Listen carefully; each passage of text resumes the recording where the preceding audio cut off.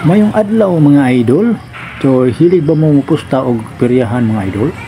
So naatay peryahan diri ron bag-o mga idol no na naghanay tao ng atong peryahan diri sa Ilihan Public Market. Tanawa mga idol puro na ano tribal mo kuno pangalan ning ilang peryahan diri ubay na gyud na pag yun nag-assemble sa iyang kuno peryahan.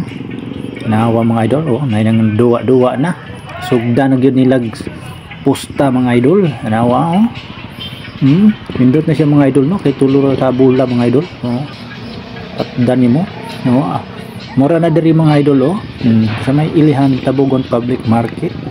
So nana na diri adapita ang ganahan mo mga idol anaalam mga idol.